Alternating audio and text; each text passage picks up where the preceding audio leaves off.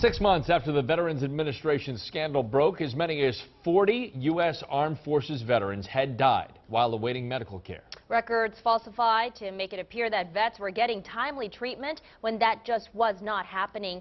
Since then, the VA has undergone sweeping changes. But is it enough? Heath Allen joins us now, taking a look at some of the challenges facing the VA locally and what's being done about those challenges. Heath? Well, guys, here in New Orleans with the brand new Veterans Hospital under construction, the healthcare landscape should improve for veterans here sooner rather than later. Major legislation passed recently by Congress will fund expedited care. But through the eyes of one veteran, we find it may take more than just money to solve many of these problems. The initial claim took about 29 months to complete. It wasn't just in Phoenix. Veterans across the country and here in the New Orleans area have found themselves waiting weeks and even months for the VA to process paperwork.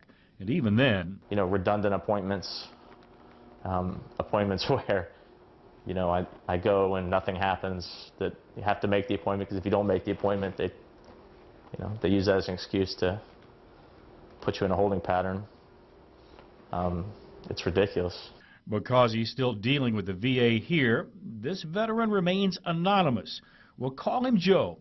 He is an 11-year Army vet, active and reserve with service in Afghanistan. His issues began long before the national scandal, and today, I get the sense now that the VA is concerned about skeletons in their closet, and they've kind of closed ranks. They're much less easy to work with. It's harder to engage with the VA now since the scandal in Phoenix. That's the kind of complaint that angers House Majority Whip, Louisiana Congressman Steve Scalise, upset with the Veterans Administration for how it's conducted itself nationally and right here in Louisiana.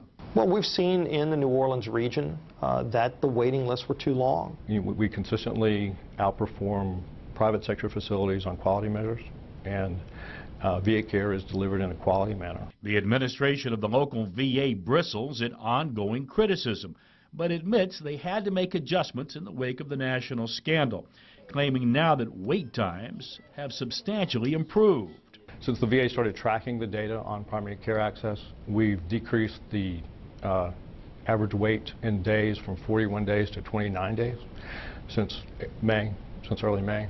But that addresses only part of the challenge. In August, the president signed legislation for additional funding and reform of the VA. Congressman Scalise believes the problem goes beyond just dollars. In fact, there's been an increase of over 65% in funding to the VA over the last 5 years. So if money was the only answer, then there wouldn't be a backlog at the VA. If the president and Congress want to throw money at the situation, in my opinion, they need to hire more providers, expand clinics and hospitals to account for all the veterans coming back and their needs. St. Tammany Veterans Service Officer Matt Cole believes the VA is ill-prepared for the influx of service members coming home and the growing ranks of veterans of Iraq and Afghanistan.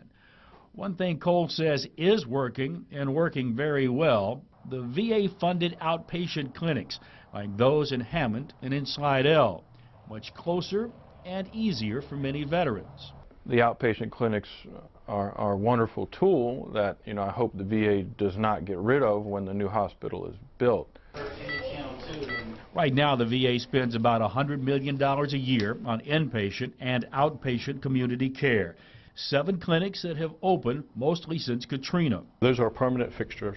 They'll be a permanent part of the healthcare system for the foreseeable future. Construction should wrap up on the brand new state-of-the-art VA hospital here in New Orleans in early 2016.